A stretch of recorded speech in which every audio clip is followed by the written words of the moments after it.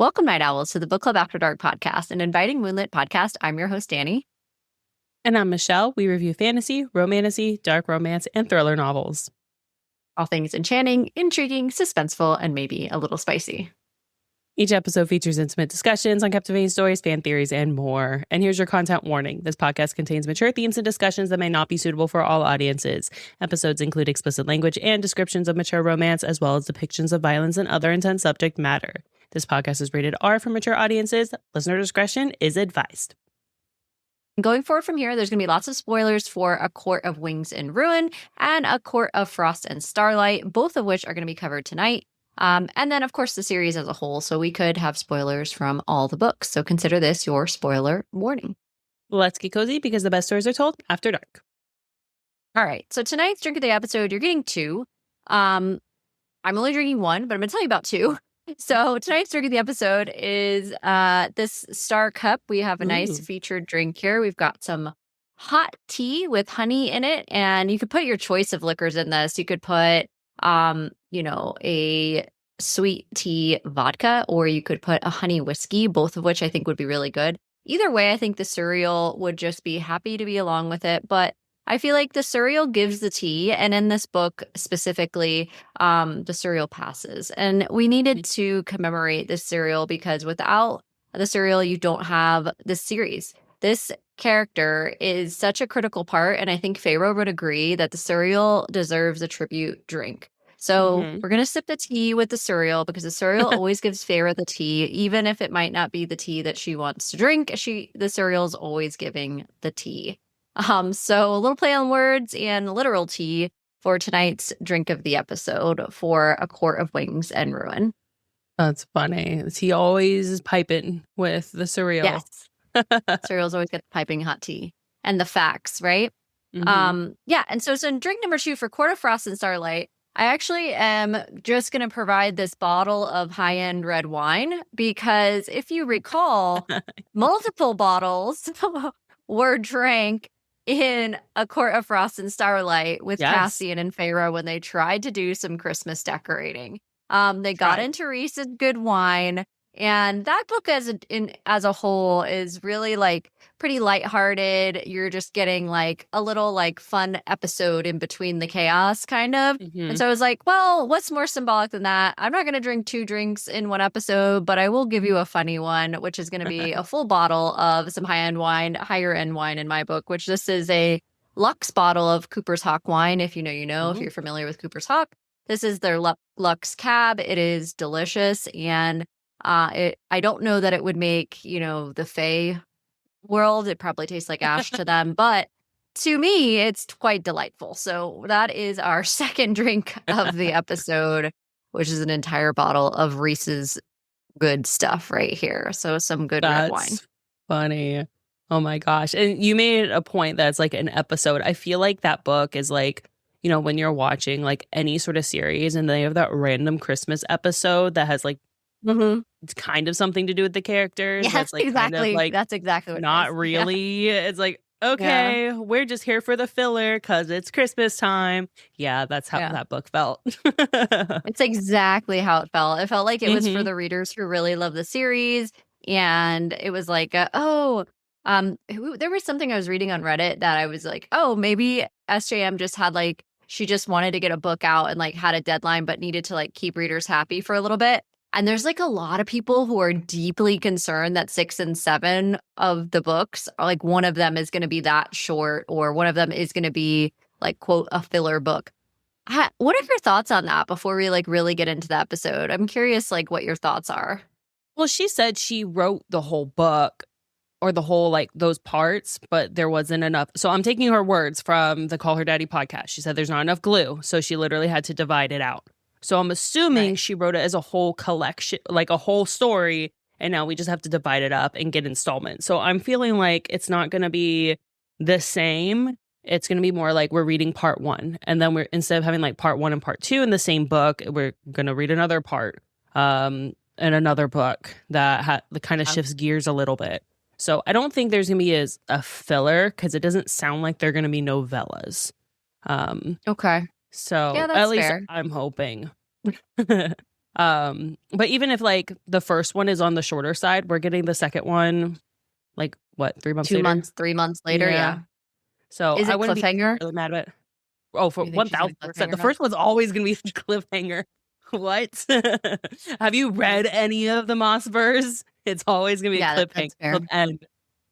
Yeah, that's fair. So what are your thoughts? Okay. Do you think That was kind of what I was thinking. Okay. So tonight's episode, I agree with you. I think there's gonna be a cliffhanger in between as well, and I do think we're gonna get a pretty good split of book, and I don't think there's gonna be like a filler book. I think it's truly gonna be both.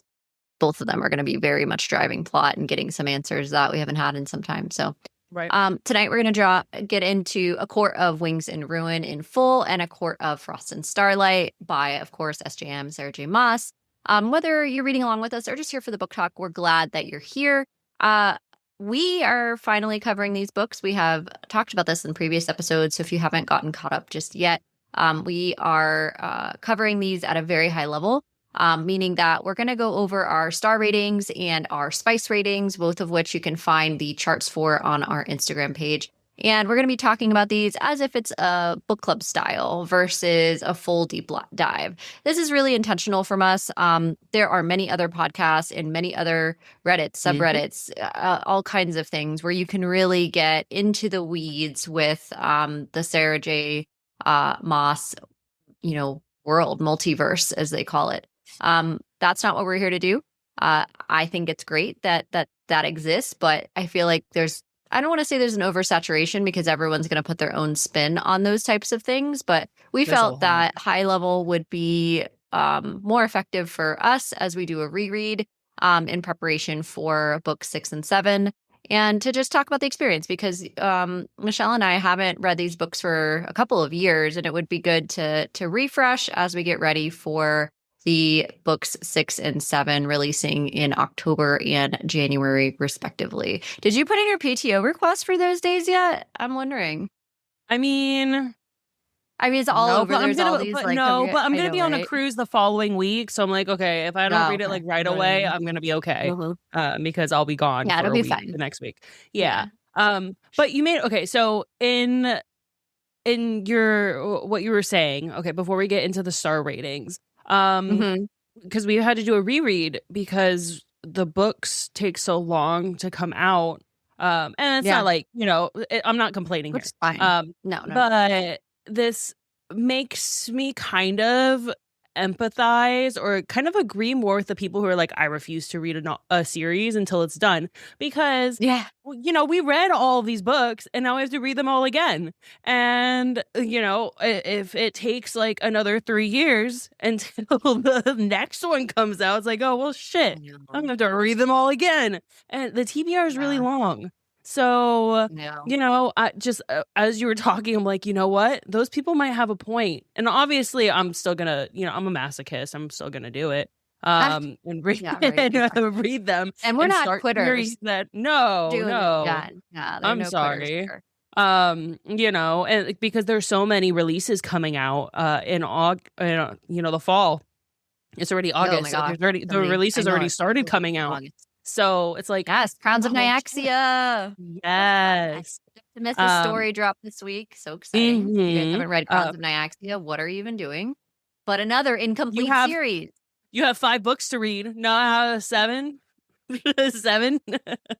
So, get on that. Don't need to reread them will we need to reread them? Will we at least need to reread this one?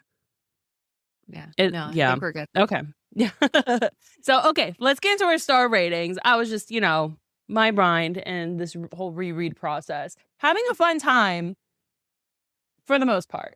But there are a lot of pages and there are a lot of words. So, and the TBR. And I'll be honest, I'm curious about our star ratings because my mindset of when I reread these versus when I read them the first time, and I think it goes to your point of our TBR being never ending and how many good books out there are not getting our brain time that they would have because we were in this reread. We'll talk about that in a minute. All right, do your star rating. Let's do it. Okay. So, for this book, I I'm still going to keep for A Court of Wings and Runes. So we're going to do 2 separate star ratings. So we're going to do A Court of Wings and Runes first, do all of our discussion there, and then we're going to hop over to A Court of Frost and Starlight. For A Court of Wings and Ruin, just because I feel like it was the culmination of a lot of loose ends and a lot of storylines, I am still rating it more a 5 just because it hits. I'm hesitating, and I'm not okay. I'm hesitating because we have the rubric for a reason, right? And it hits all the parts of the rubric. There are still complex characters. No, I'm not changing the rubric. The setting is still immersive. Do I feel like some parts were fast and a little underdeveloped? Maybe. But in terms of like this world being built and it's a series, I feel like it's hard to build out all the courts because we're not you can't build out all the courts. We're just seeing parts of the courts. Is there intricate plot lines? Absolutely. Is there emotional connection to the characters? Yes. Especially in the end, with Cassian and Feyre's father. Hooked from the start at this point, yes, because I needed to figure out what was going on, or, not figure out because I already read it before, but you're like kind of in the middle of things. You're kind of or excited to see what's coming up next. And I sped through this one, and not because I forced myself to speed through this one. We'll talk about Frost and Starlight in a second. But yeah, I'm still going to do a 5. At first, when I picked up re-picked up Acotar, I'm like, I remember why I love this series. And then now as I'm going through it again, I'm like, okay, I have to remind myself why I love this series. So it's a little bit of a shift. And I don't know if you have been feeling the same thing or what, or if I'm alone here. Okay. No, you're not. I'm struggling between the 4 and the 5. And the reason I'm struggling I'm like at a 4.8, something like that, maybe even lower. And I think it's partly because of you hit the nail on the head when you said that there's just things that are not fully developed by the time you're getting to book 3. Now, with the level of expectation I have for series books, especially, and you have to remember these books are almost 10 years old. So there's been a lot that's come out since this time, and I've read a lot that's been written because they were inspired by SJM. I mean, this is the queen of romantasy, and does she do a great job here? Yeah. So it's like I want to give the 5, but the book itself, A Court of Wings and Ruin, is simply not my favorite, and neither is Frost and Starlight. I think that the next book, Silver Flames, is an immediate 5 because there's so much time spent with those characters. I think these books should have been longer. I think A Court of Wings and Ruin is too short. You're trying to jam pack an entire massive war that took hundreds of years to get to, with poor Jurian, who's waited like his whole damn, way beyond his life. The guy's been awake for like, I don't know how many years. Yeah. Yeah. And all these things. And I feel like she just tried to jam every single plot line of Farah and Rhys's story and all of that, like with Tamlin. I just feel like there was just too much in, honestly, frankly, too short of a book, which is like shocking as a romantasy reader because everyone says our books are already too long. But truly, I feel like this either could have been an additional book, and maybe should have been, and like maybe like they a lot of people will say that it's the first 3 books, you get your little bonus Christmas book, and then Nesta's story, Silver Flames, is its own thing, but it's a trilogy. The first 3 are like considered a trilogy, and I do wonder if it should have been 4 books, right? And I think because there's just too much that isn't left to be developed. But then again, devil's advocate, 6 and 7, who's to say that we're not going to get a lot of that development? But I don't know. We do too much. We go to the bone weaver, or bone carver, then we do the weaver, then we do, and they all kind of piece together and it works magically and all of that and everything ironically magically. But the Boros and the whole thing, that's really cool with the mirror and like all the thing. And that part was like glazed over too. Like all of a sudden she's like back in the prison And all of I a know, sudden she has the mirror and like we're just time jumping a lot. So yeah, you yeah, know what? We're talking about it more. I'm rescinding my 5. I'm docking ooh, like I'm I'm telling docking you like because half I just points. I'm giving it a 4 because I feel like there's a Yeah. few plot holes in this book, and I feel like it was enjoyable. I was engaged overall. It's relatable, but there's flaws. The Yeah. characters are still layered. We have an expansive setting. It's definitely worth reading. I just don't think it's life changing. Of the whole series, for me, it's not a 5. It's a Yeah. 4. Yeah. And I solidly am giving it a 4. Is the series still a 5 overall? Yes. Mhm. Is the series still a great read and critical if you're going to read this genre? Absolutely. Are you still going to have a freaking great time reading all of it? Yes, you are. But I do feel like, for Feyre, who just joined this world like 6 months prior, the girl's been through too much. Like, we're just moving. Now she's going to go be the high lady who's going to win the war with her 2 sisters that came out the call. I don't know. Like, that whole thing, I just felt like there wasn't enough time spent. And even with Feyre, with Tamlin, that worked out well. But again, I just felt there wasn't. By the time you get to the war with Hybern and then their dad coming back for like 2 seconds and he gets killed off and like just so many things that Yeah, there went. are a lot of timelines. Yeah. And even with And the queens and mhm. all the other people in the other courts, I feel like that bounced around too quickly and just Mhm. we didn't really get. I'm supposed to feel like all these like huge emotions for these queens and I'm supposed to really hate Hybern and I'm supposed to I feel like I'm supposed to, but I don't, because I don't feel like Right. there's enough depth for me to feel committed enough to feel that way. I just was there for the ride and it was cool and I was happy I was in Mhm. Valaris and all these things, and then it was cool doing all this stuff, and the Suriel was like my favorite part of that, and Ianthe Mhm. finally getting hers by the Yeah. Weaver. Yes. So, it's, yeah. Do you think that maybe she put a little bit too much not trust, but a little bit too much on the readers and drawing those connections as opposed to laying it out for us? Like I feel like she felt Well, who's to forced that say she it had to wasn't, wrap it up. Like well, that's what wrap I'm up a saying. Like, lot who's of the the editor? storylines. Like, who's to say, Right. right, that they're, we don't, but then with Throne of Glass, that wasn't an issue. She went for the No, it 7 book. wasn't.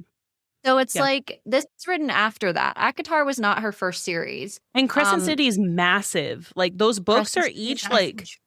They're huge. 800 plus pages. So I don't think it's I don't think it's like a skill thing. I'm wondering if it's more of a, well, all these storylines are happening, so I'm just going to Mhm. leave it to the reader to draw those connections because Yeah. I'm connecting, but I can't, lead the horse to water. Like you got to do some work on your own kind of thing. I'm just thinking maybe that was it because there's so much that she felt pressured likely to come together because we're switching perspectives. So would it make sense for Yeah. all these other storylines to still hang loose if we're going from Nesta's perspective? Because Nesta wouldn't Right. know, Yeah. a lot of, even though And Nesta we need to follows get, along quite a bit, but she doesn't right, know but we everything need that's to going get on. Mira and Nesta and Reese and all of them back to Valaris. We need to wrap up this whole war thing. We need to take Mhm. care of it, get the cauldron back together, get Amryn situated, get all these things, sorted out so that we can begin the next thing. And I get that, but I do think it's a Mhm. solid 4. Yeah. My point. Okay. Okay. Fair. So what about spice for this book? It's a 3.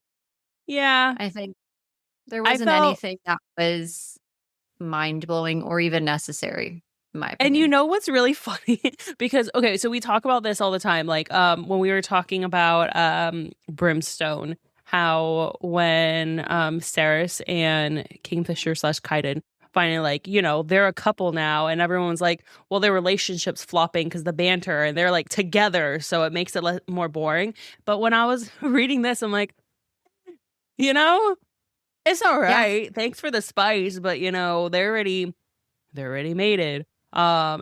And it's more of a So the we're yearning gonna wasn't there for you. Yeah. exactly. And I don't need the yearning because obviously Brimstone I had high ratings for. And I still loved their Yeah. relationship. Same. But I don't. Resand also isn't my favorite MMC. So I Well, a lot of after reading repetition. so many, yes, there's a lot of repetition. And it's That's like what it is. favorite darling. Okay, cool.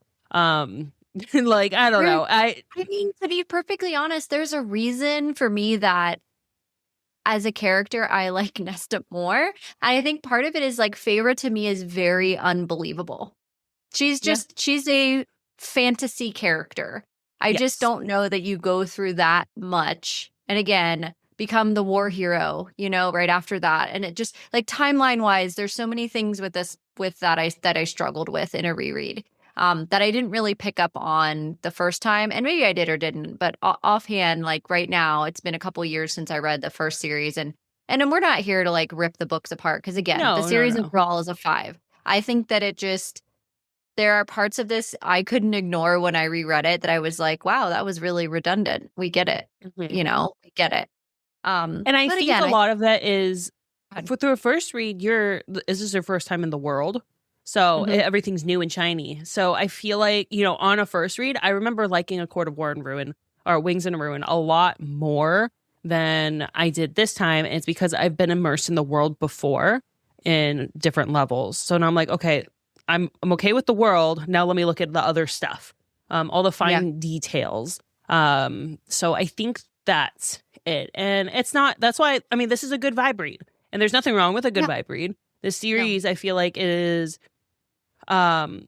compared to like Throne of Glass or compared to Crescent City, I feel like this is more of a vibey type book. Oh yeah. Mhm. So yeah. You can like you can get all the pieces, and I felt because it moved pretty quickly, the feelings we had towards Tamlin and like a lot of things get nicely wrapped up in this book 3. They get put in a neat bow.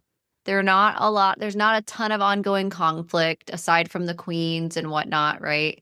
That have to be resolved. But it's a it was weirdly kind of I feel like the Feyre Rhysand piece was like a contemporary romance almost for them.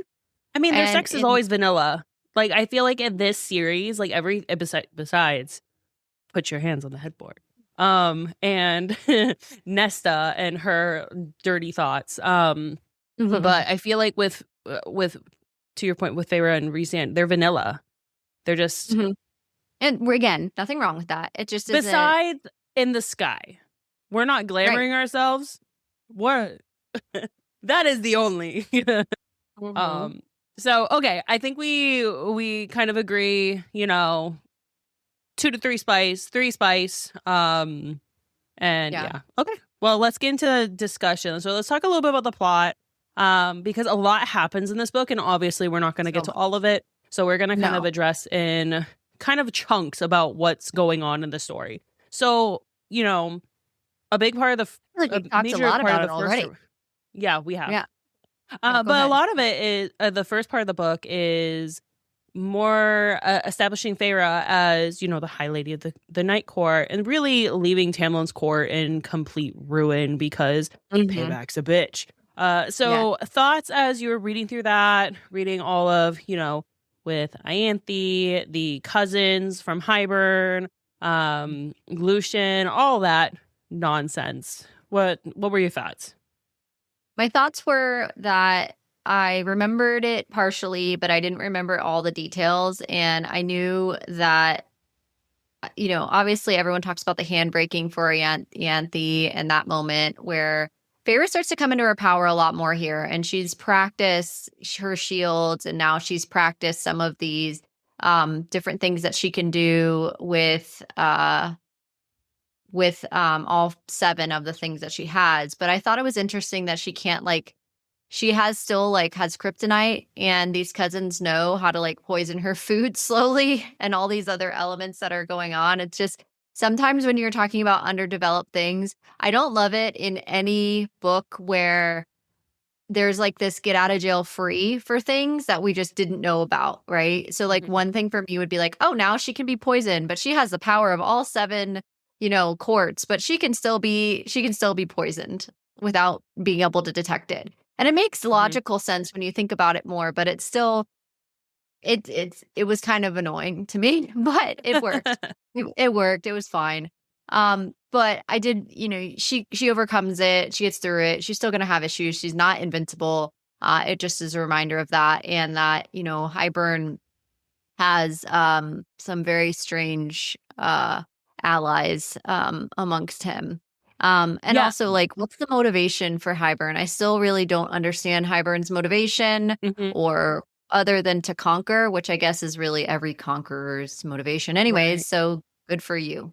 But it was fine. I think leaving Tamlin's court in ruin didn't take that much effort, because Tamlin did a damn good job of that shit himself. So she just kind of like helped that along and took Lucien. She was just for the assist, She was, Ianthe was already, being manipulative. So she just kind of exposed that a little bit more. And especially like with the guards, and that whole part with the guards, and how Tamlin was forced to choose. And I feel like I'm like the easiest choice. I'm like, believe your people. Like, what are you doing? Ianthe fucking like, how do you not see through? How do you not get it?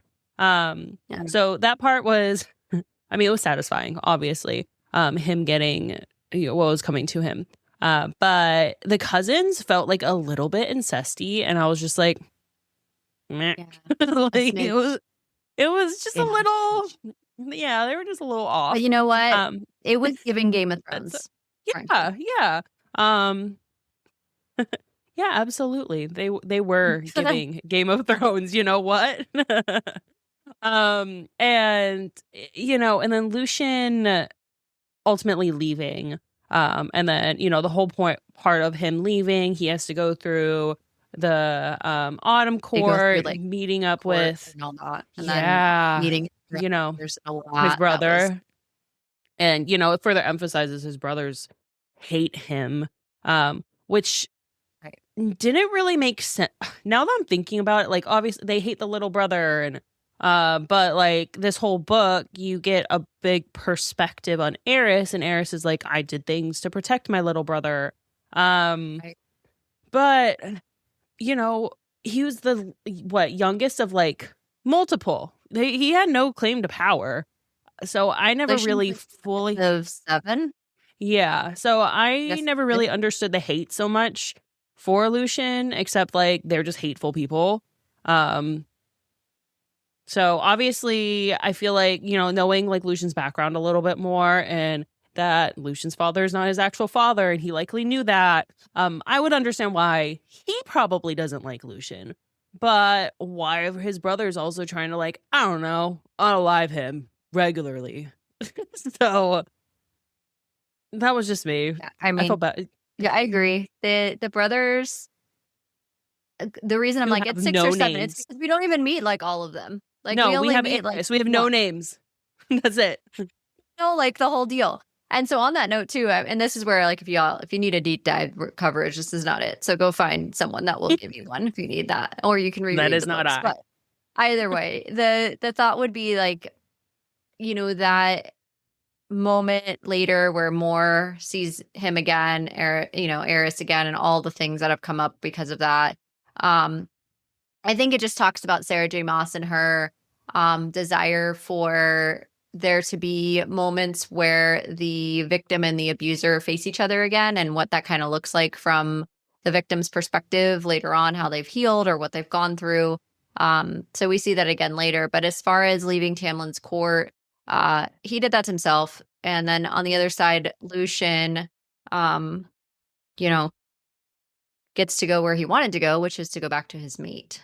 So yes, there was a theory that I read, and I said this to you before I got to this book, and now I still think like there's no credibility to this, but I was told that by someone that there was a theory possible that Tamlin, because we know Tamlin can shapeshift. Like, he chooses to become a lion and shapeshift that way, but he can shapeshift to other things. And he can also shapeshift people, as we know, because he shapeshifted his sentinels to become wolves. So there's like a theory that Tamlin actually is the one who left the court. But I just think that when you get to Frost and Starlight, there's nothing that supports that, because when Rhys goes to visit Tamlin, you see everything clawed up and all the things. And like, I just don't think there's any credibility to that theory. But it was an interesting one, because they're like, oh, Elaine's not interested because it's actually Tamlin posing as Lucien. I just don't think there's any truth to that. No. And I just wanted to like bring that up to you again, because we had talked about it before. But if you've read that theory and you think there's some credibility there, leave a comment below. We'd love to know if you actually have any more evidence that supports that. Maybe we're missing a piece, maybe, and I'm just not tying it together. But I don't know. It didn't make sense to me. Yeah, that doesn't make sense to me either. Because Tamlin literally has to hold himself back when he comes face to face with Feyre when, you know, all the High Lords are meeting. Like, he's literally like growling and like his claws are out. So I don't think he would have had that sort of composure, because Lucien is, although he's like tense, he's pretty composed, and he talks to Feyre the whole time.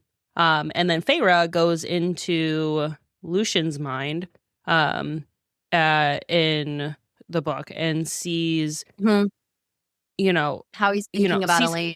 Yeah, she sees his perspective. So I don't buy it. I wouldn't think, because Sarah J Maas talks a lot about trauma in these books, I wouldn't put my sister's abuser as like the mate to me. No. Like, you know, that just doesn't make sense. That doesn't sit right. So yeah, I would dispel that. Obviously we don't know. But I don't think so. But there is so on the talk of theories, and you briefly mentioned like Eris and Mor and coming together with or being like head to head with your abusers. There's massive theory that Eris is actually not a villain, and that his role in what happened to Mor, the tragedy that happened to Mor, is very minimal, if not like any. So what are your thoughts now that you've done a reread? So when she tells the story, there are parts that are not in super graphic detail, as if not that she forgot, but like blacked out almost. Like when she goes to describe it, yeah, I would agree. There's opportunity for it to have been possibly someone else. Or yeah, I would agree with you. I think there's opportunity there for, but do you think maybe they can't be mated because Mor is lesbian? So no, and no, I don't think they're mated. And Mor's power is truth, but like, what does that mean? What does that mean? Right? Can you manipulate the truth, or do you only speak the truth? Is that why you're kind of talking cryptic sometimes, because you can't say certain things? So I don't. My power is truth. I don't think Eris is a villain. Eris says it multiple times, and obviously, you know, why trust the villain? But he points out, he's like, she knows the story, and he found her, and in order to like, you know, not cause issues, he left her. Is leaving her bad? Right. Yes, you shouldn't have left her. He left her for this to happen. Yeah. He didn't actually do it. Yeah. No, he didn't. Her father did. Her father's the one that staked her in her, you know, area. So obviously father's major abuser, and I feel like she recoils so much with Eris though, that there's something we're not getting. Because yes, she has issues facing her father, but really Eris is the one that gets to her more. I wonder if it's more of Eris knows there's something a little bit more there.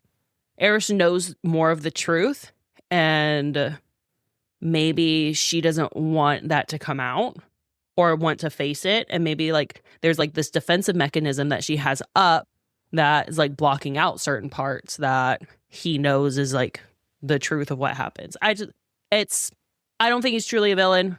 He's clearly trying to help. He doesn't want he knows his father's evil. And maybe he's just playing a game. Yeah. Maybe he knew though that she didn't want to be there either. Oh, for sure.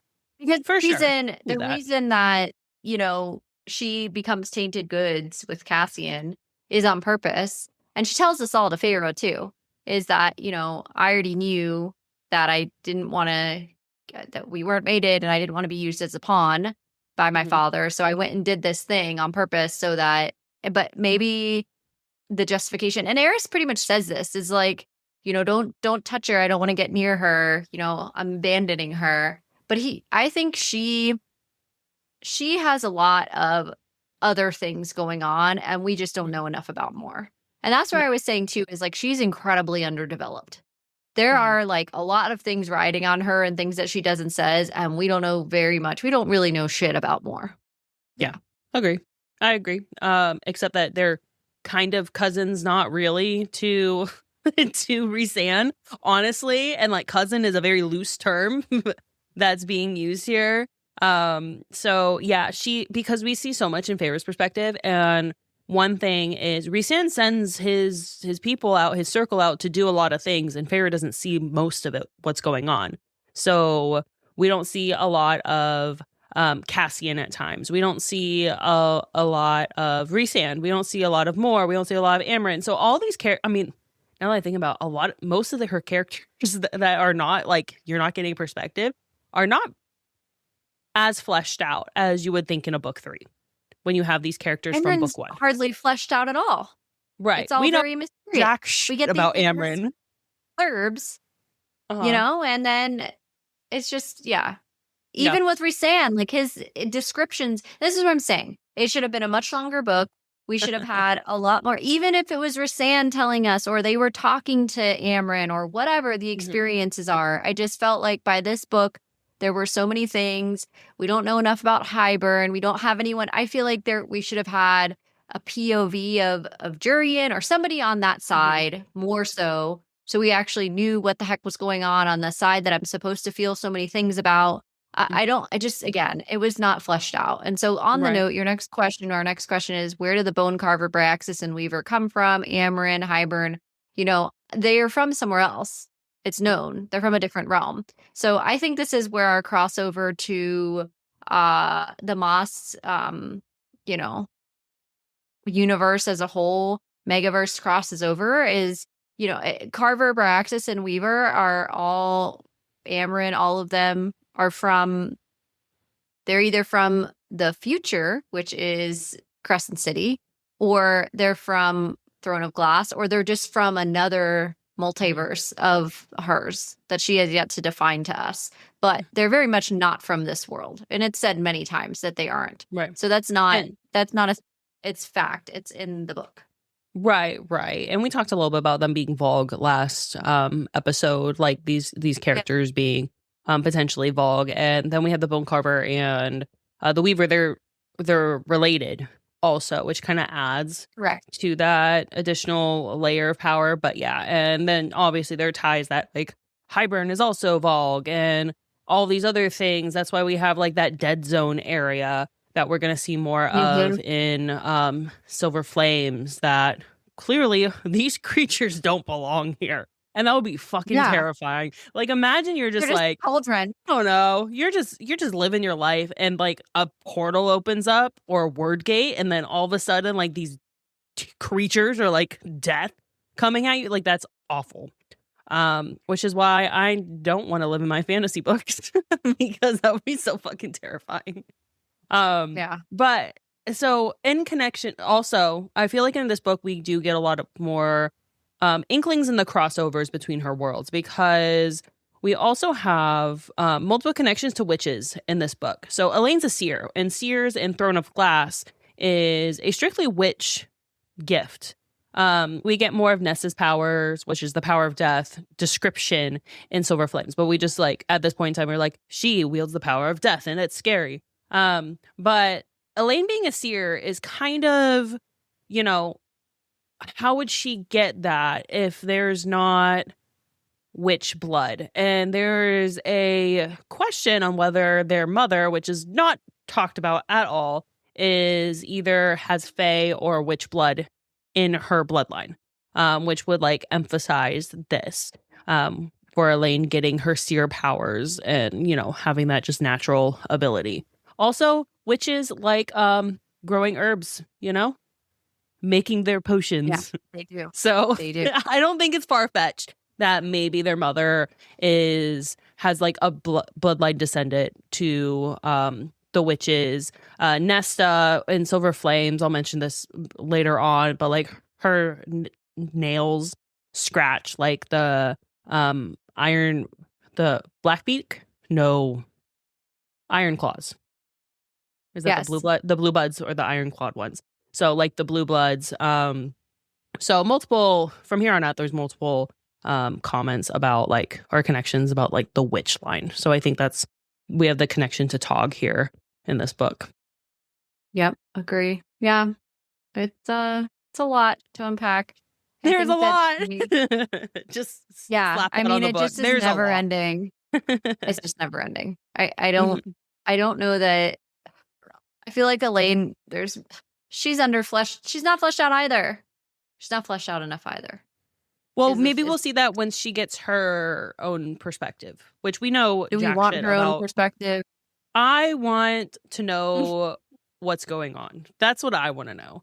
And obviously, we don't know what the next books are. The books come out in a couple months, and we don't really have like a little inkling of what's going to happen, which is okay. But so everyone thinks it's going to be Elaine's book, but it could not be. But it makes sense if it is, but it could not be. A lot of people don't want it to be Amren's book. What do you want it to be? Or Amren's? Do you want it to be Elaine's book? It would be cool if we had an Amren book, actually. But do you want it to be Elaine's book? Yes. She's kind of vanilla. But like, what if she's not? You know, what if like what's going on in her mind is actually like really crazy?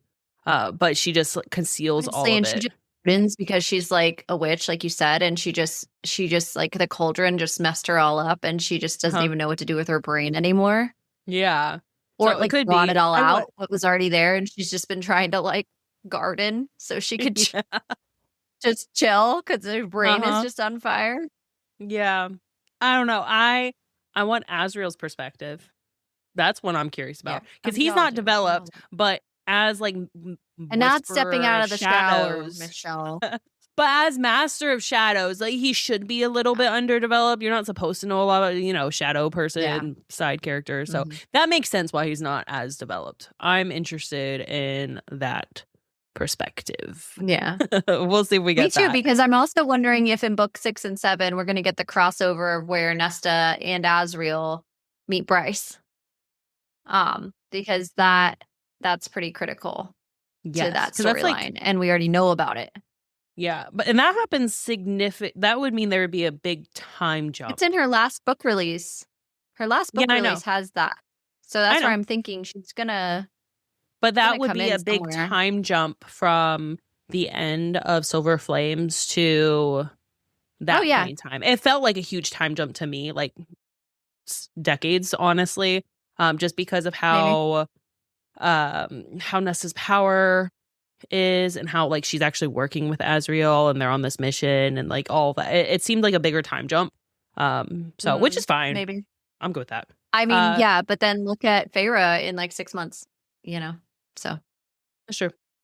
All right, let's we've talked about Ianthe a lot and the Human Queens and how they fucking suck. So and we're going to see more of the Human Queens. I feel like we haven't seen any of the continent. So hopefully in these next books, we'll see more of that. But Ianthe and the Human Queens just I wonder if we're getting a new map.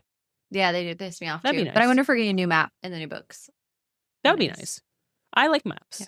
You like maps. We do. We all like maps. We like a map.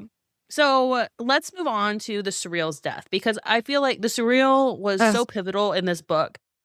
She literally had to track him down in the woods, and it was so obvious. Okay, brutal. Audiobook, the Suriel's voice is creepy as fuck when you're listening. Yeah, it is. So creepy. Yeah. It's like airy, wispy. It is. Yeah, creepy. But it's like heart-wrenching the entire time because Ianthe, evil bitch, was tracking the Suriel the whole time and kills them. Yeah. The tea giver. And I'm just like, that whole scene, I was like borderline like tears. I'm like, not the Suriel. Because listening to it through what was hard. Crazy. Oh yeah, it was awful. So you get this like break where the Suriel is hit in dying. And Feyre's like, shit, she's right behind me. I have to keep running. And I don't want to leave the Suriel, but I have to. And she's kind of like, I'll be right back. And like runs Ianthe and the guards to the Weaver. Mhm. And then, because the Weaver's like, oh, what did you bring me? And Ianthe's Ooh. like, what? Yeah, like, and she slips out.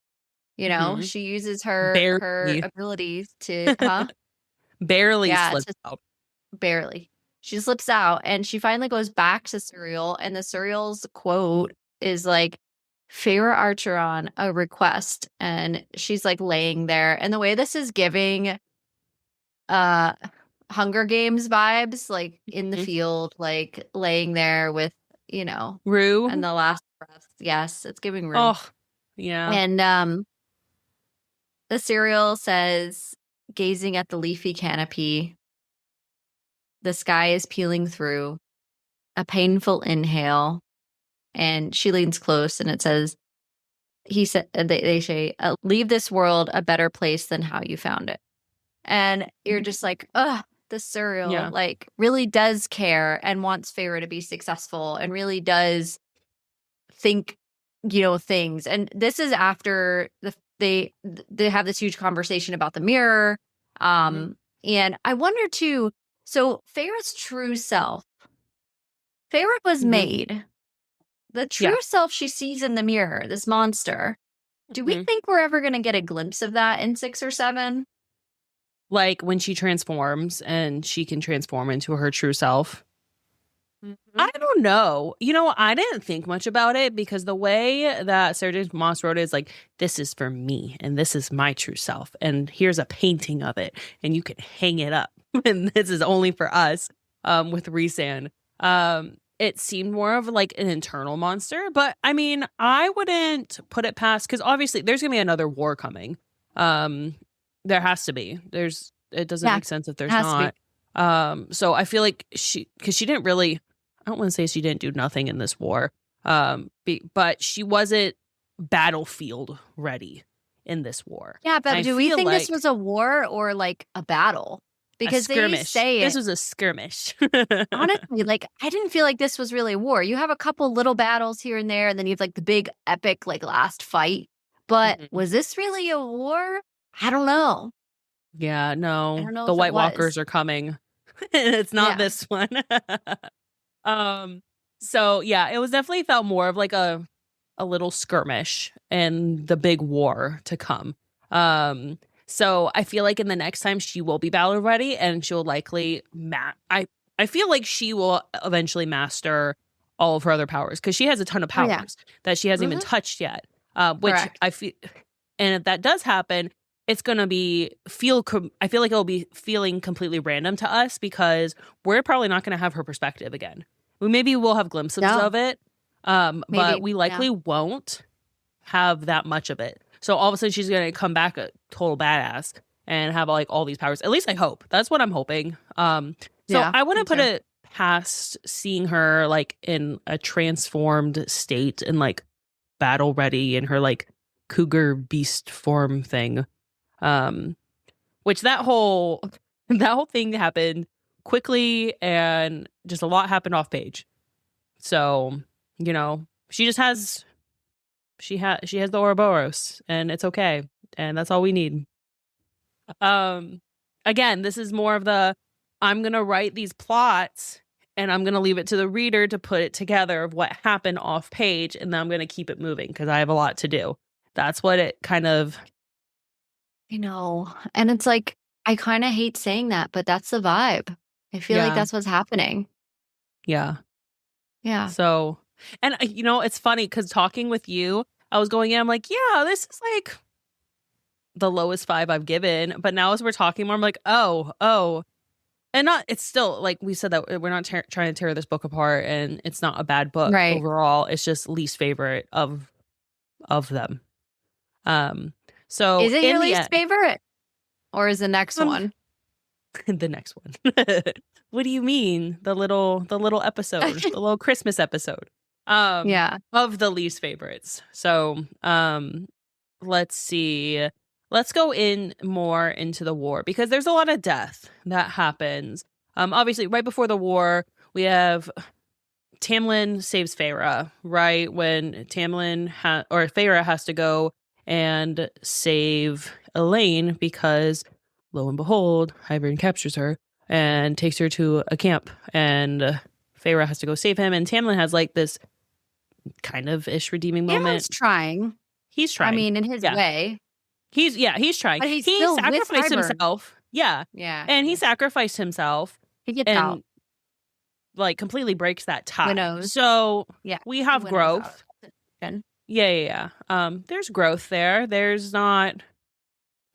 Is all forgiven? No, but we're showing growth, which that's proof. I feel like that's like, okay, he's not a villain because is it that he's not a villain, or is it that he knows that Feyre is actually like good, like for good, and he knows he's screwed up so many things that even though he knows his actions are not to get Feyre back, but at least he can like make a good choice like when she's around. Because he does it multiple times. Because he's also like gives Rhys his life force again for Feyre. Mm-hmm. He knows it's not ever going to be enough. He's acknowledged that. I think he recognizes that. And I don't even know if he's trying to do that. No. But I don't think he's trying to get her back at all. That's not what I'm feeling. I mean, obviously he's like distraught. And, if you've ever been through a bad breakup, I'm not saying that they went through a bad breakup because he like obviously abused her. But I feel like him turning into a beast and completely going like berserk on everything is a valid response in his character. Yes, he's completely crashing out. He's throwing a tantrum, a bitch fit, which it fits his character. Does he try to compose himself to make better choices? Sometimes. Will he need more growth? Absolutely. Should he have therapy? Definitely. Yeah. Seriously, yeah. But okay, so let's go back to the war then. So after the whole saving Elaine, we have the actual war/battle skirmish. And there's a lot of death that happens here. We have Rhys almost dying. Feyre's father, he died. I mean, Rhys died and got resurrected. Because he'd have been dead if it wasn't for Feyre hanging on to the wand. He'd have died. Mm-hmm. Yeah. Because that. Yeah. So okay, Rhys died because of the cauldron. Comes back. Yeah. Yes, because of the cauldron. The cauldron literally taking out like hundreds of men, Illyrian warriors at like a time. Just like laser beaming them. Yeah. Yeah. Just light. And then you're gone. That would be terrifying. And the way Feyre describes it is like terrifying. It's like they're just like gone. No point of their existence. I would just picture like, I don't know, like Star Wars or something. Like is that what your Star Wars sounds like? That's something. Absolutely. Okay. Yep. Also, okay, so on the deaths, Feyre's father, which is huge traumatic point for Nesta. Wait, which I feel like the first time. Yeah. Huh? And that was when you read it the first time. Go ahead. It was hard. And it was hard for me reading this a second time because Feyre's father, who royally fucked up for the bulk of the kids' lives, he tries to make one last redeeming effort to like save his girls.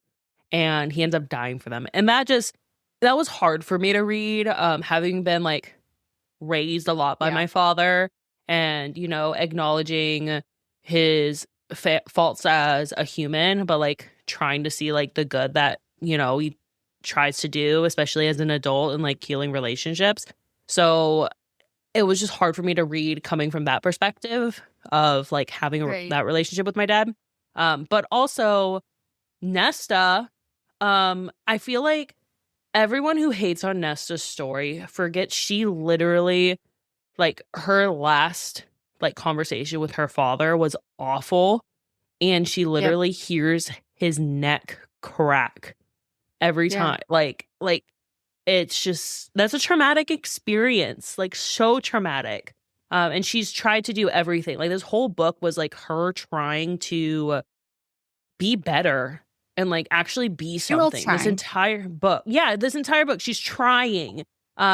And people forget that this whole time she's trying and it still wasn't enough, and having that like sense of defeat because like Cassian almost dies too. And That part. it's just, yeah, that was Her protection of him, like forced breath screaming, like her voice is barely functioning. And you listen to the audiobook, and again, we've talked about this multiple times, but what gives this book like such a better rating in my book is the audiobook. Yeah. Just 10 out of 10 for the audiobook. The actors, it was just beautifully done. And without that, I think the book, is okay, but with that, it's fantastic, way better. I think too, it even made A Court of Frost and Starlight tremendously better. At least I felt like I was like semi-Christmassy and spirited or something, like Christmas fly over here with that book. But anyhow, more importantly, you hear the neck crack, you hear the battle scenes, the people screaming, and like the whole thing. You hear it all. And you hear her scream Cassian's name. And it was a lot more powerful and impactful in the audiobook than it was on a first read. And I think because I was looking for it a lot more, there were so many more like notable things that showed that they were mated from like the beginning. Oh yeah, for sure. And his immediate draw to her, like all the things. Yeah, I would agree with that. More entirely. It doesn't entirely, but like you can just very much tell the relationship between him and Mor that is not the same as him and Nesta right. No, because Cassian, anyone who thought they were like gonna be a thing, like they're not. No, I don't think Cassian and Mor were ever more than he was her escape, and that was it. Like time, like here and there, whatever. And then poor Azriel's been pining for centuries. My guy. Come on. You know what? I think he loves her, but I think he knows. He's the shadow daddy. He knows. Yeah. He hears secrets. He's Littlefinger, the keeper of secrets. Ultimately. Oh God, don't hear him, Littlefinger. My God. He's the... You cannot compare Azriel to Littlefinger. It's just brutal. But he knows things. He knows things. He's a better Littlefinger. He's not as sneaky with his little mustache. Oh my gosh. Just a mild connection, not actually, but a little bit.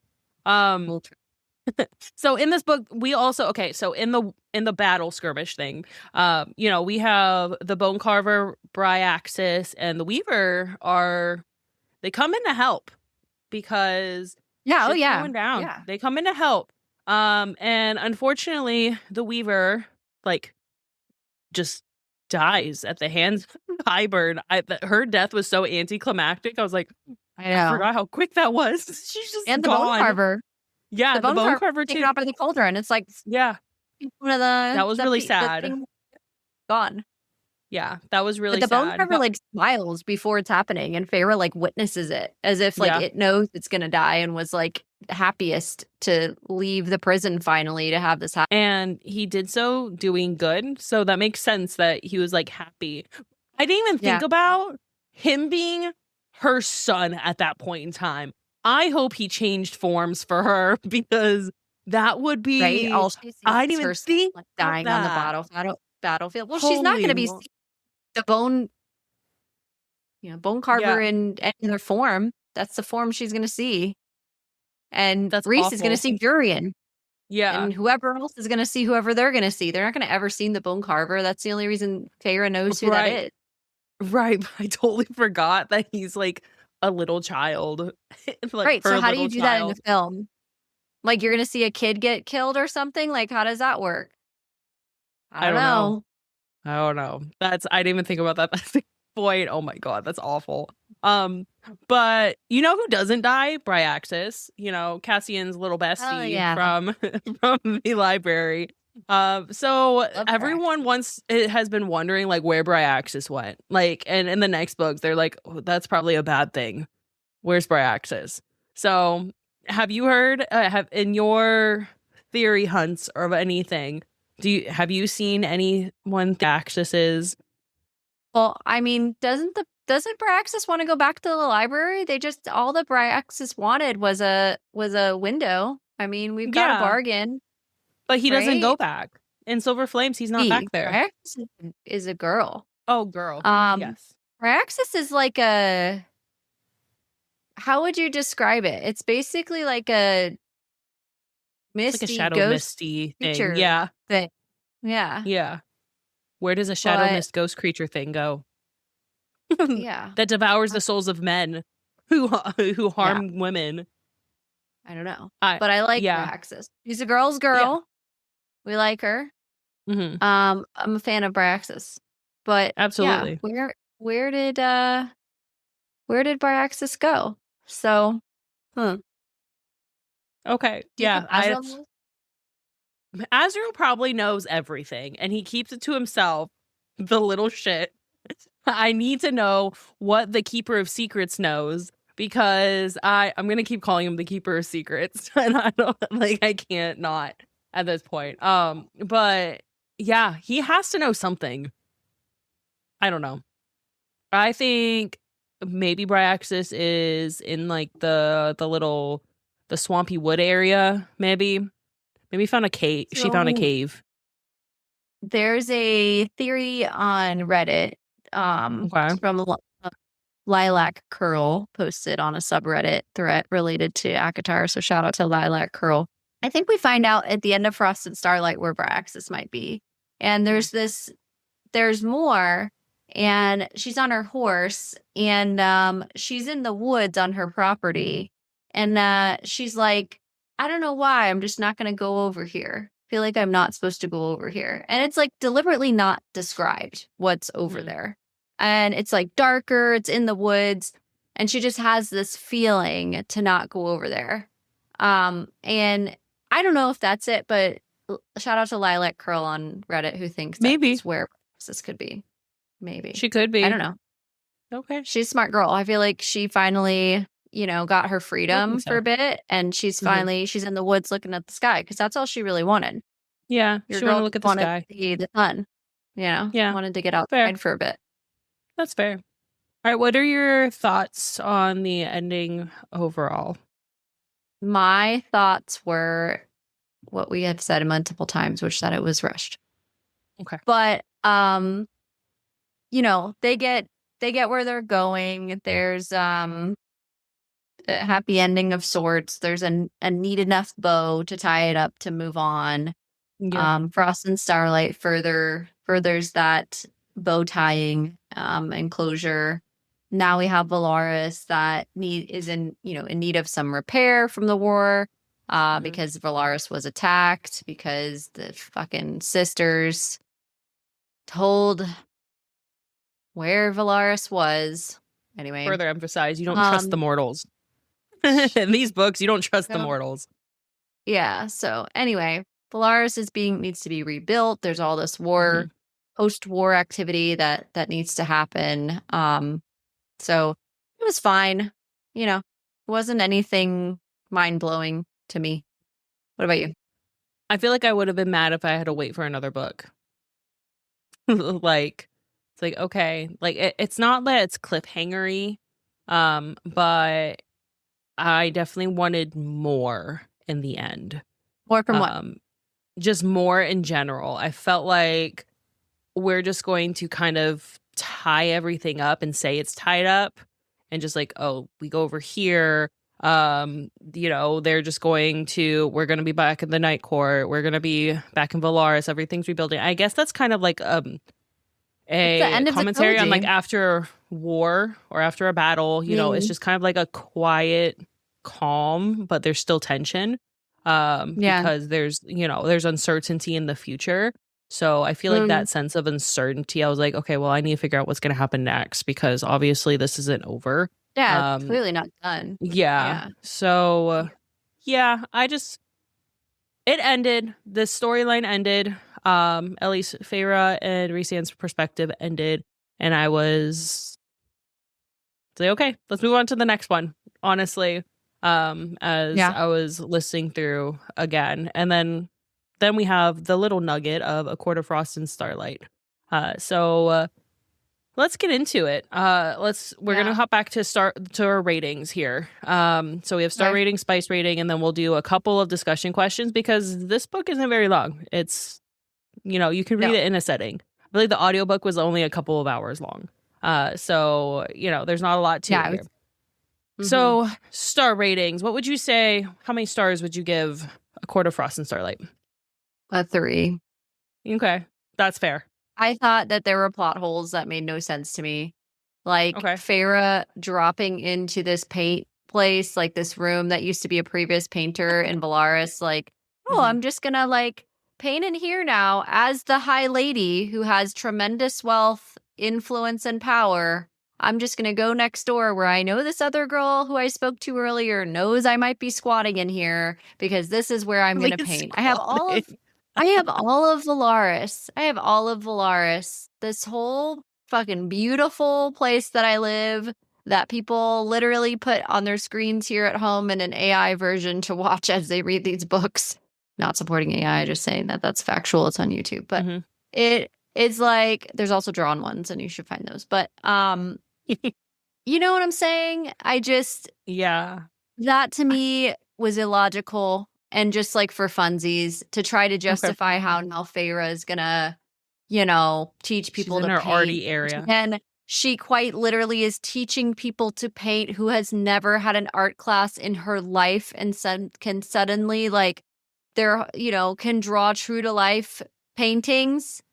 From what experience? She had 3 primary colors in her house for 8 years, whatever it was. Like, what exactly can we make paint? any color from the 3 primary. First of all, you can mix them to make any color. Your girl had 3 little jars. How much is she painting? Well, now she has all the jars. So obviously she can paint more. She can paint more eyes. I wonder if that was one of her classes. Guys, here's how we paint eyes. It lacked depth. The characters were still interesting because we know and love them. There's plot holes. The setting, parts of it are vague because the book is so short. There's a lot of cliches because we're talking about a season and we're decorating and we're doing all this kitschy shit. And that's fine.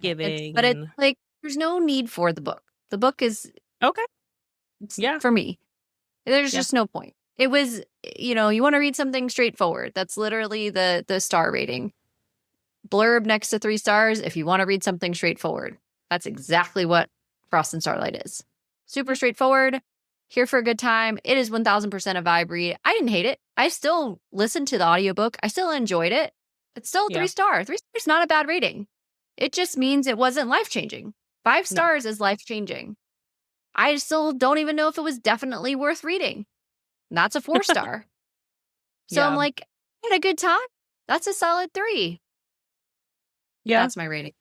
What about you? I would have to agree with you. And I'm scoffed. Let me go ahead. Keep going. Because so we've read novellas, and it's not the fact that it's a novella, because you can have a 5-star novella and have everything completely developed. Here we don't. We already know Valaris. We didn't go anywhere new. Like there was nothing new that happened. The only thing I feel like that mattered in this book is how it introduces Nesta's trauma, which you could have absolutely did that in A Court of Silver Flames, and how Elaine and Lucien are kind of, that's not going well. Which also A Court of Silver Flames. And also that Feyre and Rhys have a big ass house that he designed for her and gave to her as a gift. Which also how long? It hasn't been that long since the war. It hasn't been that long since the war, and all of a sudden you have I understand magic is a thing. Okay, magic is a thing. We can just build. No, but he said that there were going to be people working around the clock to build this thing like quickly, and she just needed to design it. I was like, don't you have a whole city to rebuild? Again, plot holes. And now you can design. You can design. You can design a house. Yes. Yeah, you're an architect now. I'm master of all. I'm 500. I'm 1,000 years old, but you who's 19, 20, you who's 21, whatever her age is, 20 by now, whatever, you design it however you got want, it. Feyre. However, please. I still can't get past the fact that you literally have a magical fucking mansion that grants you everything, and you choose to be in a townhouse. Yeah, you don't want to live at the House of Wind. I'm sorry, You don't- what? Why don't we want to live at the House of Wind? Why does no one want to live at the House of Wind? I don't understand. Poor House just wants to give smut recommendations. That's all she wants. She just wants someone to say that she's a good house and ask for recommendations. I'd live in the House of Wind in a heartbeat. You get to overlook. No neighbors, no nonsense. And you have wings, fucking fly places. That's all you have to do. You don't have to be down the street. You can fly. Exactly. And it's warded. I mean, what else do you want? We're sorry. We're sorry that they've done this to you, House of Wind. So, yeah, I would say it was fun to read. I really enjoyed Cassian and Feyre decorating because I thought that was hilarious. Mm-hmm.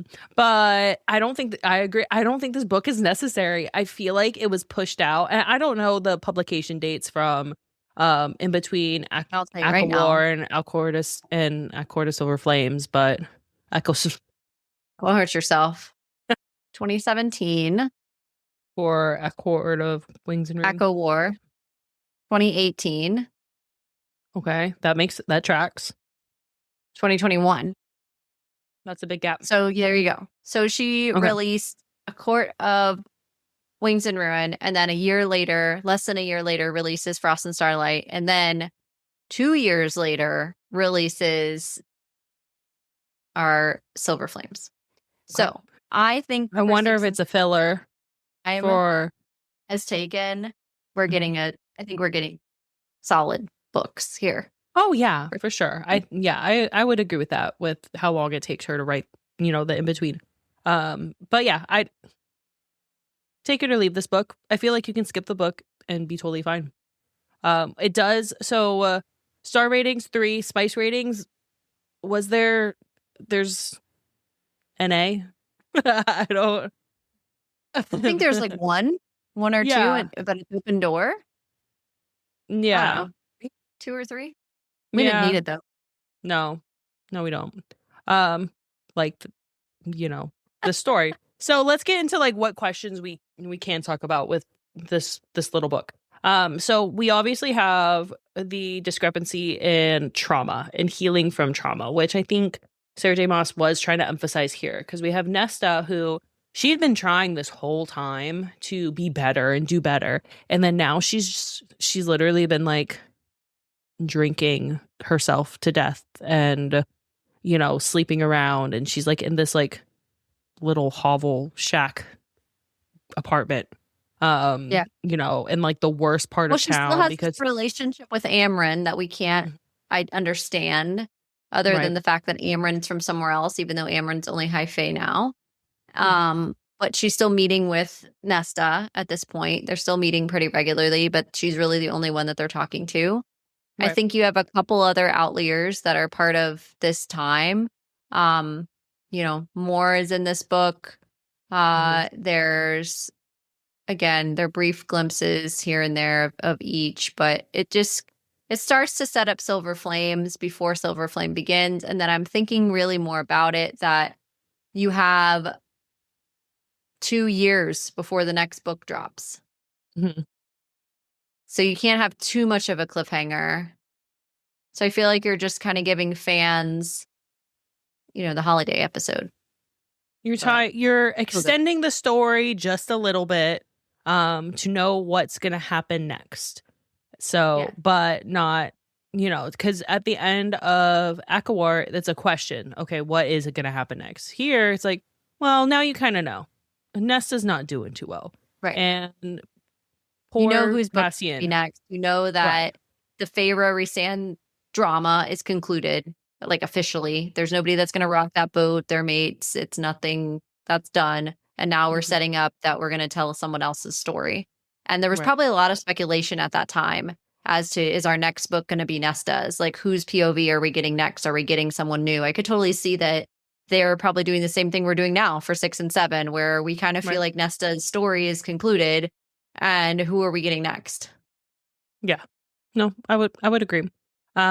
what we do get is a glimpse into like Mor and what she's doing. And we talked about that a little bit earlier, that now she has to travel the continent. And we knew from Acowar that on the continent, she fell in love with a woman who was human and is on the continent. So she has a lot of not issues, but she struggles with the idea of going to the continent because of her past and, you know, how she had to see the woman that she loves grow old and have children. And, you know, that must be heartbreaking for someone who lives for such a long lifetime.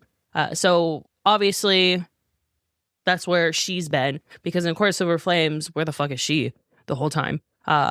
No continent, I guess, doing whatever.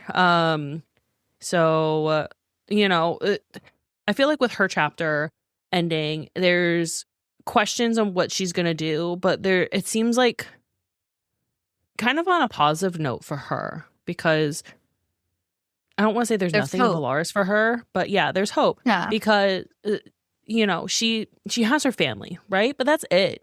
She has her family. There's no one, you know, in a love interest sort of way there for her. So hopefully on the continent, there's something more. I got to ask you something offline. Is the queen that's being held captive, do we see that in Silver Flames? Do we see her? Yeah. I can't remember. Well, I'm in the book now. I haven't finished it. Because I had a thought on Vasa. No. I don't know if because she's still with Jurian, but we don't get any glimpses of her because it's Nesta's storyline and Nesta's not really tied to them. I think there might have been comments about like Vasa and Jurian, but I don't think so. Or she's still trying to break the curse. That's what she's still trying to do. She's still trying to break the curse. All right, 3, 2, 1. Yeah, so I think there's a level of hope for Mor. I would agree with you that we're seeing that there's some hope there for her. Yeah. Okay, then I mean, we talked about the purpose of this book, right? It's kind of fan service in a way, where it's like, here's something for you. It's fun. You know, you should read it. Do you need to? I don't think so. I don't think there's enough Easter eggs here that you would miss anything in A Court of Silver Flames or maybe in the next book, but we don't know about the next books. But we get a glimpse into like Winter Solstice. Yeah, we hear from Lucien a little bit. We know that he has his like band of the 3 because he's now with Jurian, the Misfits, and Vasa, and the Isle of the Misfits. Yeah. So we don't know anything more about what's going on there because they do like their gift exchange and all that. And, you know, Lucien's like invited pseudo. Poor Lucien. Like a weird, the whole thing is weird because of Elaine. Like the whole thing is strange. And how Elaine reacts to Azriel is strange. That's too weird. That is so weird. And, you know, everyone's like, they might, you know, like that's why they're like shipping that, you know, Elaine and Azriel, because she's like, here's a gift for you. Here's this. And I feel like I think that she's a seer, and I think she knows Azriel's past, and I think he knows that she knows. Yeah. Like I think they have an unspoken something, but I don't think that they're like going to be together. Does that make sense? I would agree with that. And I feel like, well, I also feel like in terms of Elaine's healing, everyone has, you know, she just went through a ton in the last like 2 books. And everyone expects a healing in a certain sort of way. And Azriel is very much of a, I'll meet you where you are and you're just gonna be like quiet and I'll like kind of just be around. So I feel like his presence is more comforting to her in that sort of way, because he just, I feel like they're kind of like kindred spirits, I feel like, and instead of like the whole mate romantic relationship. But that obviously, that sucks for Lucien, because like that's like literally supposed to be your soul partner, and she would rather not you exist in the same room, which, you know, for now. Yeah, we'll see how that goes. I wonder if that's going to play out Will Elaine, because so far of the mating bonds, no one's rejected them so far of the three sisters. So will Elaine, because Sarah J Maas does mention that you can do that, will Elaine actually full on reject that mating bond? I just also want to know too if Lucien, his eye does anything more than whirl. I just need to know. Is there any magic to this eye? I need to know. There has to be magic to it. And maybe we'll get Lucien's perspective, because if it's Elaine's book, obviously, everyone's hoping for Azriel, but if it's Elaine's book, technically Lucien. How do we know it's Elaine's book? We don't know. I don't know. We're speculating. We're speculating, and we're just following a pattern. We go from one sister to another to another. And Nesta, it's too cut and dry for her. Like, it's done. Like, she finished. She didn't technically climb to the top of the mountain, but she finished her thing. She did what she needed to do. Yeah, I mean, her arc that has been it's and done. then we also know because of the end of Crescent City. Yes, and we know because the Crescent City books continued to come out, and SJM didn't feel the need to work on Acotar for a minute. And I feel like that was another unsaid messaging of okay, I'm gonna go work on this other story now because Nesta's done, so I'm gonna go over here.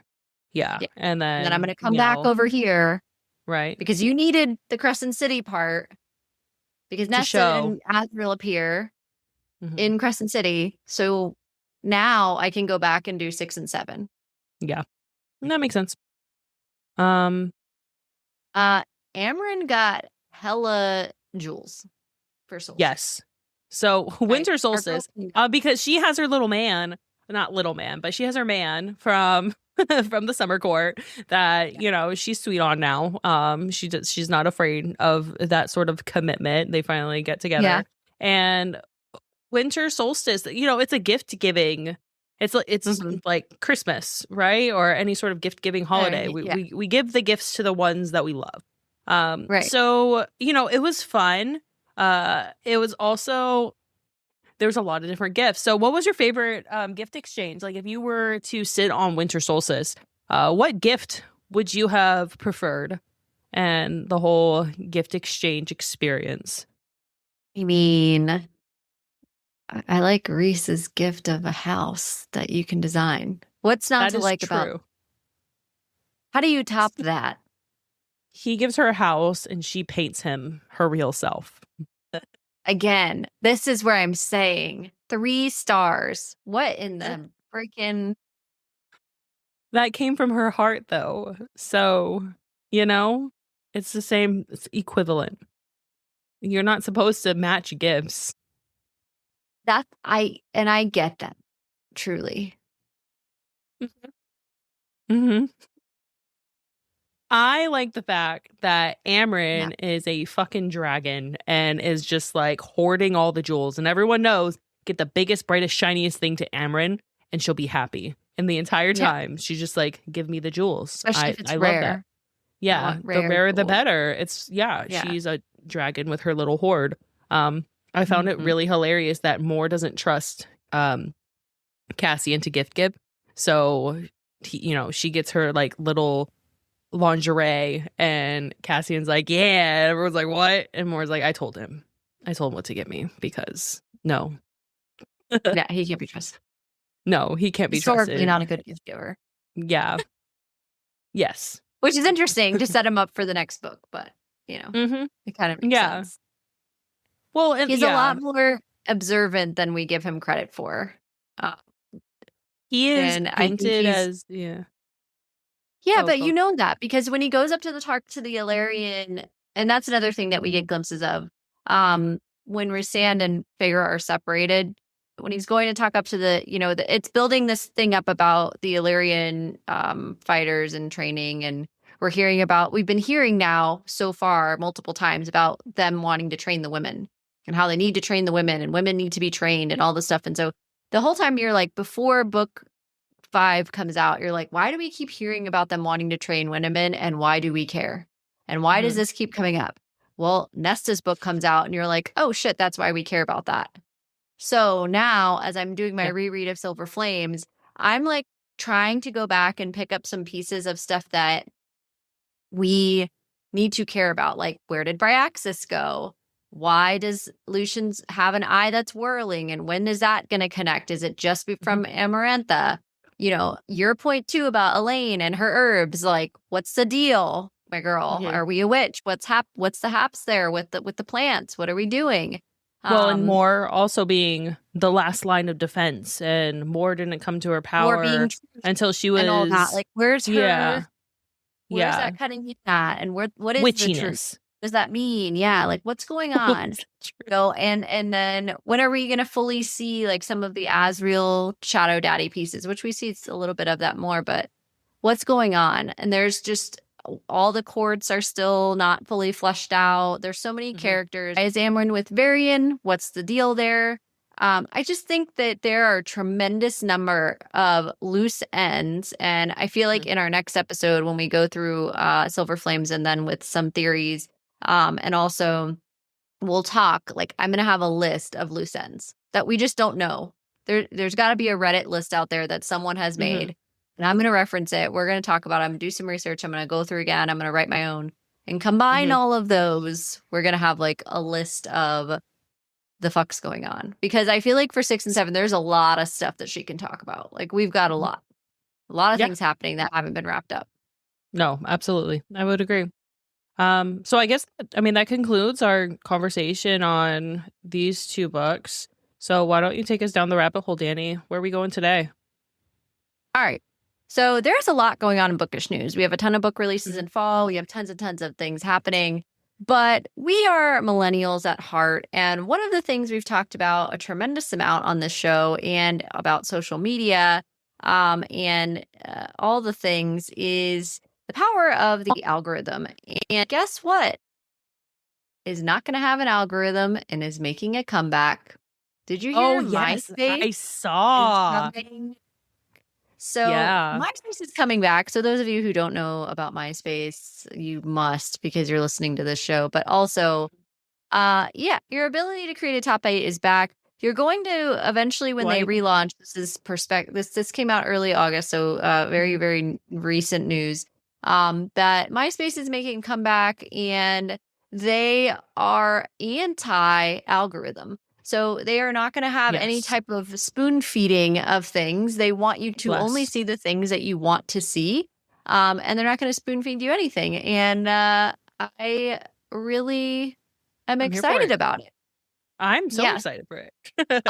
So they've got plans. MySpace owners announced that they have plans to relaunch the once popular social media platform, MySpace. And they have a documentary that has not yet been widely released, but it's finishing its film festival circuit right now. And then it's basically talking about this whole thing with the algorithm, and it's about MySpace and the impact and all the things. So the name of the documentary is actually called MySpace.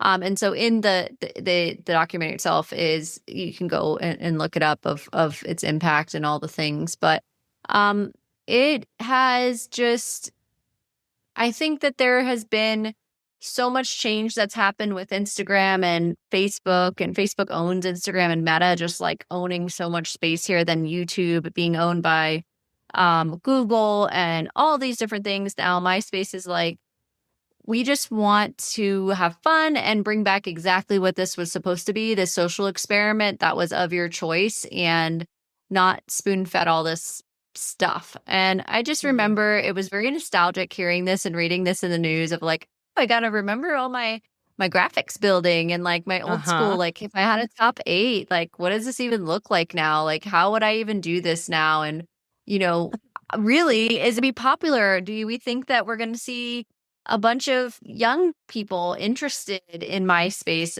more than just as nostalgia? Do we think it's going to have that same level of trendingness than just being ours as millennials? I'm really curious your thoughts on that and just on the news in general.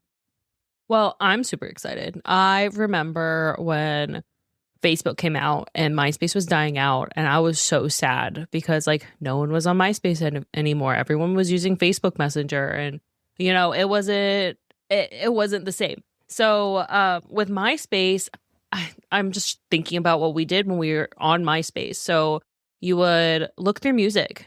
You would look through music and find the music to fit your page, and you would just change your page. I feel like I spent so much time like looking at like friends' pages and what they're posting and what their graphics are, and they had the like little giffies and little like character animations, and whether you had like glitter and the drop down all this fun stuff that you can like basically web design. We're like mini web designers without even knowing it.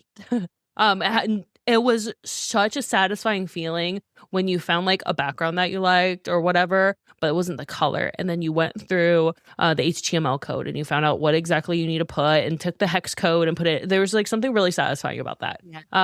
Yeah. And like hitting the button to see if it's really waiting. Exactly. You just see it actually like took your. And then if it didn't take, you were like, okay, well now I need to figure out where the code is broken and fix it. And I have to fix it. So, and that's something that like this generation's not, I mean, we're not good at that. No. So I'm excited because a lot of the time that we're spending on social media, you're scrolling through reels and it's based on like, I mean, it takes your interest, but it's based on like what it wants to feed you.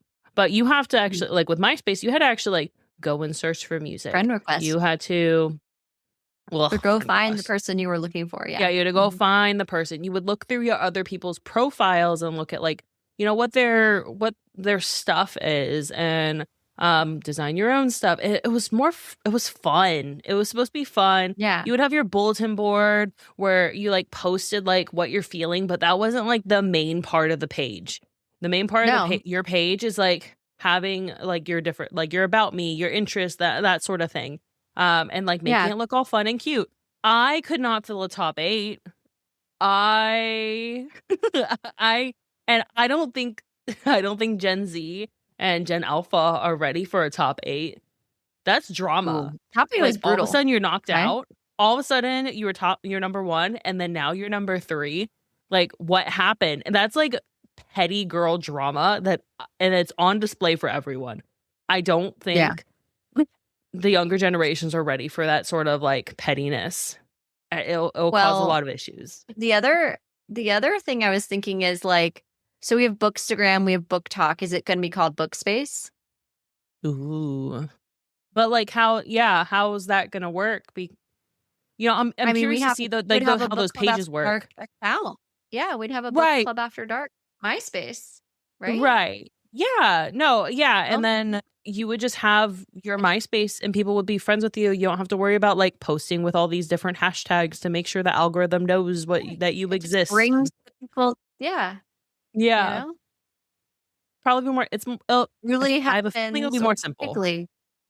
Yeah. You don't have to worry about my ad placement didn't get pulled by the algorithm, or that thing the algorithm just didn't like for no reason, and the randomness maybe goes away and we go back to like purely creating something good, and it still shows people all this, equally the number of posts that you create. I mean, I'm excited. I'm too. It would be really great for us to be able to post and have the same amount of consistent, feedback and views on stuff that we spend more time on that we think is going to do well, and then like 3 people see. So that would be nice. And then you do something random and then 10,000 people see. I know. So it's I can already see my husband being really petty about his top 8, and he's like, I'm gonna move you today just to be petty and annoying and cause issues for no reason. That kind of here for it. Yeah, drama queen. That's what he is. But I'm excited. I'm very excited. Dust off the HTML code skills. I don't think they're gonna make us HTML again. I don't think they're gonna. I hope they do. The new generation needs to know the struggles.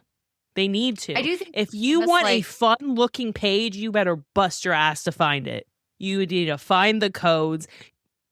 You find the code how to change the colors, the background, how to change your player into something different. I think they're gonna give you like packs to buy.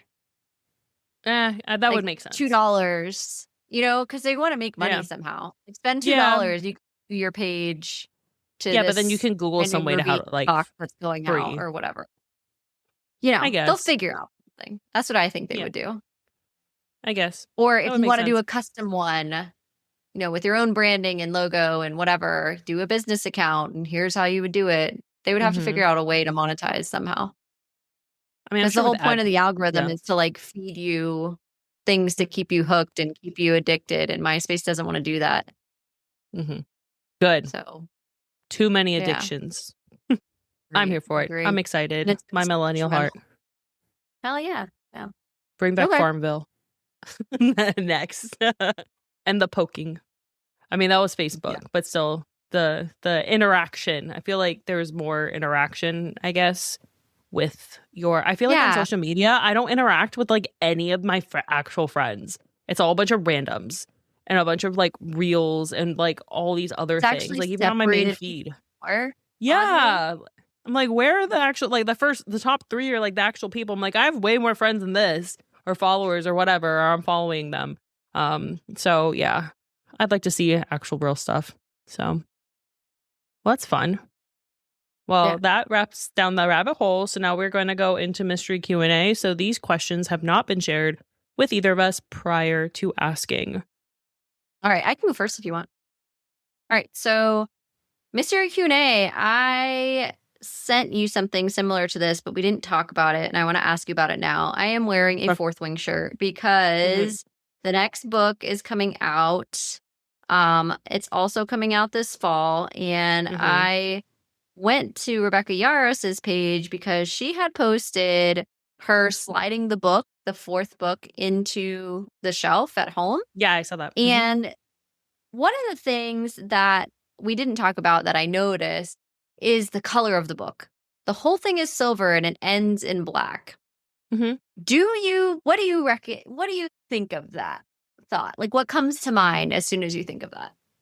I think it's going to be because it's threshing day, right? I think it's going to be the threshing day of the year for Onyx Storm. I think it's the Onyx Storm threshing day.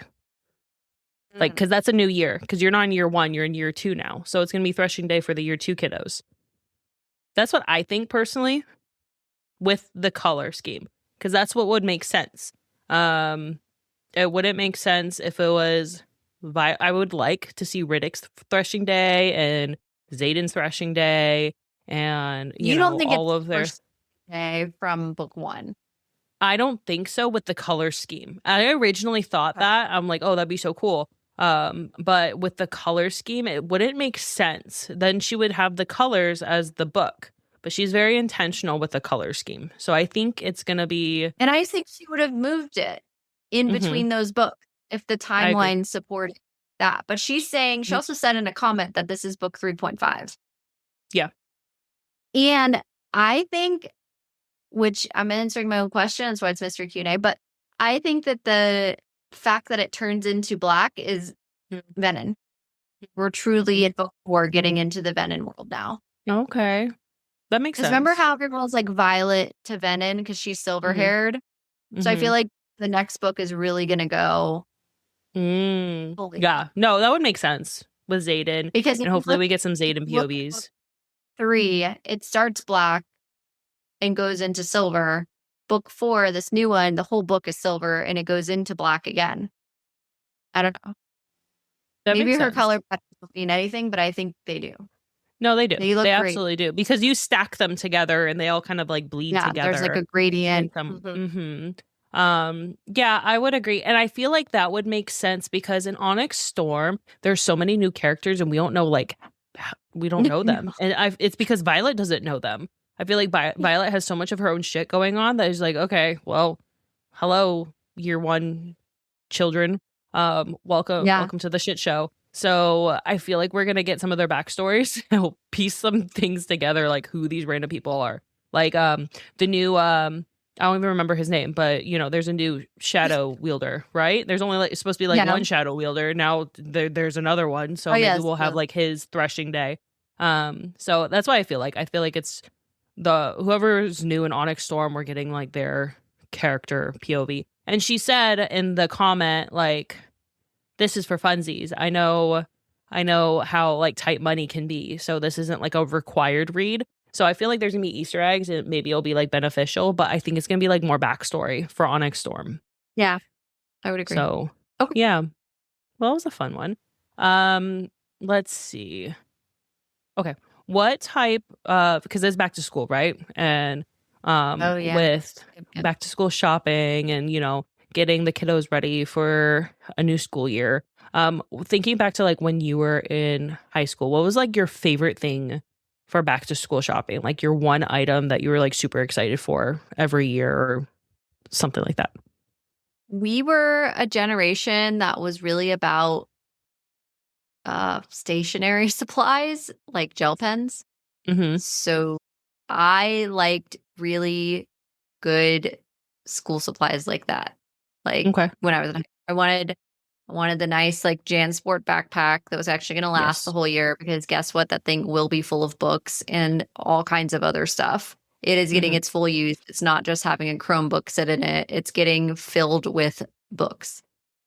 So, you know, had to have the good note, you know, bound notebooks, the 5-star or something similar. You know, I had to have a good set of gel pens. I was about those gel pens.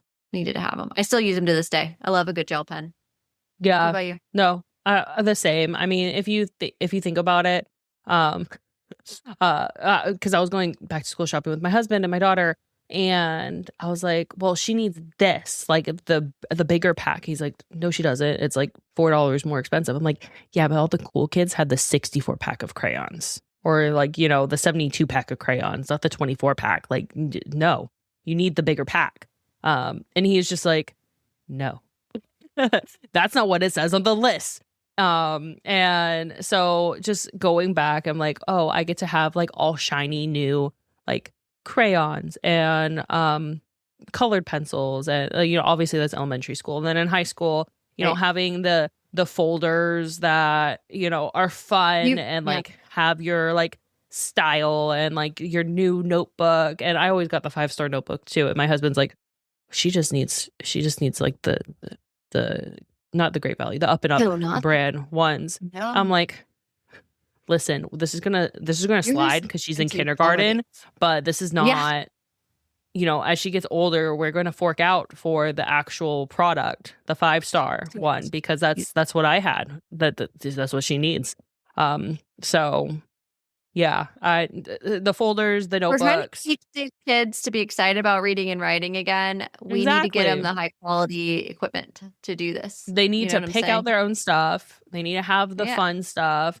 And you know, they have to get pencils. And the only thing on the list was like a pack of 24 pre-sharpened pencils, not like the mechanical pencils. It was like the plain wooden pencils. So I'm like, okay, well, there's the colorful ones right here. And my husband's like, those are $2 more. I'm like, I don't give a shit. They're colorful. Like, are you going to buy her the little pencil eraser cap? No. He's like, no, those are the treasure box items. I'm like, okay, well, she gets the colorful pencils then. So yeah, that would be my response. Okay then. Well, yeah, I would agree with you too. To like having new stationery, and honestly, we were the generation that passed notes, man. We were note writers. We were always passing notes and notebooks. So we needed to have the good pens. That's not a thing anymore because they have Chromebooks. And they text each other now. You don't need to write notes anymore. That's not as fun. No, it's not. No. Feel sad. I feel like you don't get to know each other at the same level either. Because you can tell a lot about someone by their handwriting. But they also have to literally practice handwriting the note of what they're going to say. And so-and-so from first period, what do you think about this? I'm in this class. This is what I'm doing. This is what we're working on today. Like, you know, there's sort of an art to that level of communication that has letter writing in that form is like kind of lost now. It's sad. Yeah, it's very sad. Take away the laptops, bring back the notebooks. They'll all come back. Yeah. All right. Well, before we wrap up, let's talk about what's coming up next on Book Club After Dark. Yep. Next week, we have a new interview guest. We're interviewing another bookstore owner who is local to Orlando area. It is Natisha from Authentic Books. You know that we've had several events at Authentic Books, and we absolutely love that store. So we're excited to talk to her. It's going to be a great interview, and we hope you'll enjoy it. Yeah. And don't forget, we want to hear from you if you have thoughts on A Court of Wings and Ruin or A Court of Frost and Starlight. That is such a mouthful. Or suggestions for future reads. Drop a comment below or message us on one of our social media platforms at Book Club After Dark Pod. Show us your fan art theories or anything bookish you'd like to share. You can visit our website, bookclubafterdark.co, to stay up to date on our cozy content and check out our merch. That's all for tonight. Sleep tight, night owls. Until next time, happy reading.